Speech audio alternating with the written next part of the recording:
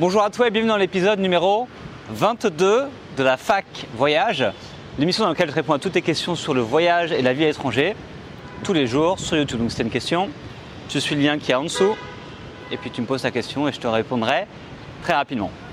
Alors aujourd'hui, on retourne en Colombie avec une deuxième question de Florine. Alors elle me demande, toi qui as vécu en Colombie, aurais-tu des incontournables, lieux ou villes à visiter absolument, activités à ne pas manquer? Bon Florine, on se retrouve pour cette nouvelle vidéo sur la Colombie. Alors, pour ceux qui ne savent pas, j'ai vécu 5 mois en Colombie en 2015 et du coup je connais pas mal la Colombie, les petits coins à faire, etc. Donc déjà la Colombie c'est un pays à faire. Enfin, si vous regardez cette vidéo et si vous ne savez pas trop si vous voulez aller en Colombie, franchement allez-y, foncez, c'est un pays qui est assez sécurisé, il y a plein de touristes qui vont, il y a plein de trucs magnifiques à faire, les Colombiens sont adorables, franchement c'est un pays vraiment à faire que je recommande. S'il y a un pays que je recommanderais en Amérique du Sud, ce serait vraiment la Colombie à 2000%. Alors, les trucs à faire ou à voir en Colombie, donc il faut savoir déjà que ça va dépendre toujours, encore une fois, de toi, de ce que tu aimes faire, de ce que tu aimes voir, de combien de temps va durer ton voyage, parce que tu ne vas pas pouvoir tout faire selon la durée de ton voyage, mais en tout cas je vais te dire un petit peu les choses que moi je pense sont incontournables et que j'ai pu faire ou des choses qu'on m'a dit de faire et que j'ai pas eu le temps de faire. En tout cas il y a toute la zone au nord, donc la zone Caraïbe de la Colombie donc à faire, à pas manquer, donc à pas manquer Carthagène, donc Cartagena pour son centre-ville historique et colonial qui est juste magnifique, même si il y a pas mal de tourisme, mais ça reste magnifique. Et puis tu peux faire des excursions en fait sur des îles aux alentours de Carthagène, donc ça c'est vraiment sympa. À ne pas manquer le parc Tayrona, donc près de la ville de Santa Marta, donc vraiment à ne pas manquer si tu dois faire un truc dans le nord, c'est Carthagène et le parc Tayrona, c'est vraiment magnifique. C'est un parc naturel en fait protégé, du coup où tu te balades au milieu de la nature, tu campes, soit tu dors dans des hamacs, t'as la mer, t'as la forêt, etc. C'est vraiment, je regarde une superbe expérience, un beau souvenir. Dans le nord à côté, tu peux aussi faire le parc de la Sierra Nevada, donc tu as des randos, des treks d'organiser dans la montagne. Donc c'est une vraie montagne qui a, je ne sais plus à combien elle monte, mais à quelques milliers de mètres. Donc ça c'est un trek de plusieurs jours que tu peux faire, qui est vraiment pas loin.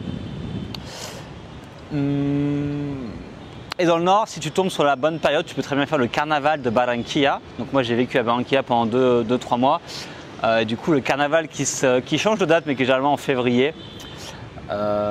Tu peux le faire, c'est un truc à faire, c'est un carnaval qui dure une semaine, c'est la fête partout dans la rue, je conseille vraiment de le faire. D'ailleurs le carnaval, il y en a plein en Colombie, donc que ce soit à Cali, que ce soit à Medellín, à Bogota, je sais pas trop, mais il doit y en avoir, vous allez avoir quelque chose, des événements comme ça. N'hésite pas à regarder un petit peu selon la période où tu vas, s'il y a des carnavals d'organiser, donc ça peut valoir le coup.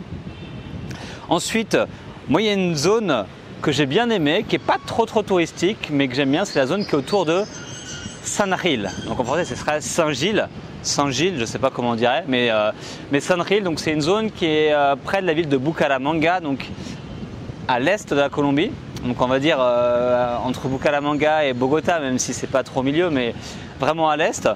Et donc c'est cool parce que c'est une zone qui est vraiment très jolie. Donc à côté tu as le canyon alors je me souviens plus du nom, mais j'avais noté le canyon de Chicamocha, donc c'est un grand canyon, genre pense aux gorges du Verdon en France, ce truc comme ça, donc vraiment un grand canyon super, enfin tu peux te faire des balades, tu peux te faire du parapente, tu as des points de vue vraiment magnifiques donc sur le canyon. Et après la zone de San Gil en fait c'est connu pour être un petit peu la capitale des sports extrêmes en Colombie, donc tu peux faire du parapente, du vélo de montagne, du saut à élastique, du rafting, enfin plein de trucs comme ça.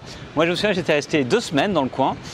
C'était vraiment sympa, j'ai bien aimé parce que c'est une ville assez tranquille, donc c'est un gros village, il n'y a pas trop de touristes et c'est vraiment sympa et bonne ambiance. Donc moi je me souviens que j'avais fait du mountain bike, donc du VTT en gros, c'est vraiment cool. Et j'ai fait du rafting pendant une journée, donc ça j'ai vraiment bien aimé cet endroit. Et en plus tu as le village de Barichara qui est tout près et qui est vraiment un village magnifique, qui a été préservé, un village colonial qui a été entièrement préservé. C'est juste, faut y aller, faut aller voir et ça vaut vraiment le coup. Sinon, une autre zone que je n'ai pas faite mais qui m'a été recommandée plein de fois et que j'irai là-bas la prochaine fois que j'irai en Colombie, c'est la zona cafetera. Donc c'est la zone où il y a le café qui pousse en fait en Colombie. Et donc ça c'est une région qui se situe à l'ouest de Bogota, donc autour de la ville de Pereira, Armenia, et Manizales. Et du coup c'est une zone où tu vas pouvoir retrouver tous les plants en fait, de café. Donc si tu aimes le café, tu pourras en profiter. Tu as Salento aussi, qui est un village typique qui se situe dans la région. Tu vas pouvoir dormir dans des haciendas, etc. Enfin, t'as pas mal. C'est un coin en fait, qui est assez touristique où il y a beaucoup de monde qui va. Et on me l'a recommandé ma ville fois et ça a juste l'air magnifique. Tu as des grands. Comment ils appellent ça? Tu as un truc qui s'appelle la vallée de Cocora. Je ne suis pas allé, mais du coup, c'est une zone en fait où tu as des palmiers énormes. Tu vois des photos des fois, en fait, tu as des palmiers énormes qui font je ne sais pas combien de mètres. Et les gens trouvent ça juste génial. Donc, zone à cafetera, vraiment à faire. Donc ça c'est un peu les trois zones, les trois endroits que je te conseillerais. Après, la Colombie c'est grand et tu as plein de trucs à faire. Donc tu peux très bien aller te balader en forêt amazonienne si tu veux. Tu prends un avion de Bogota et tu peux aller dans la zona Amazonas comme ils appellent. Donc totalement différent. Tu peux aller sur l'île de San Andrés. Donc ça c'est une ville qui se situe dans la mer des Caraïbes.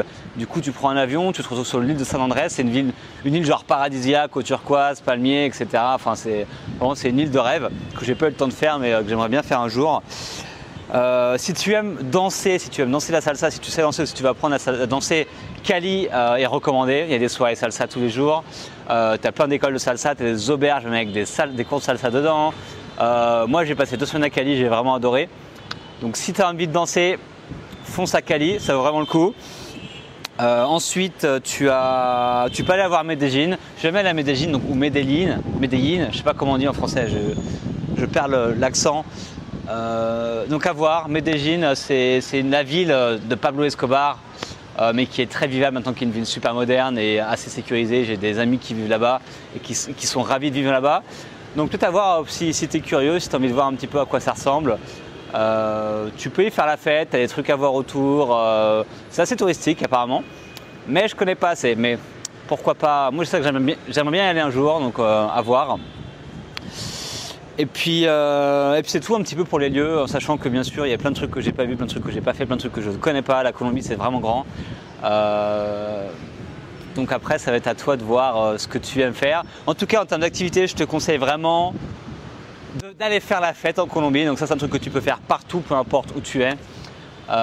Les Colombiens sont des gros fêtards, tu verras, ça picole dans la rue, ça danse dans la rue, ça met la musique dans la rue. T'as plein de clubs, t'as plein de salsa, comment ils appellent ça? Salsotecas, enfin, les endroits où tu danses la salsa. Du coup voilà, ça danse beaucoup.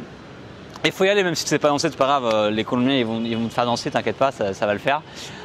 Donc voilà, aller picoler un peu, aller faire la fête, t'amuser.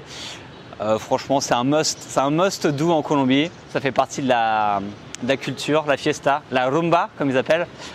Donc voilà, à conseiller. Je crois que c'est tout. J'ai rien d'autre qui vient à l'esprit comme ça.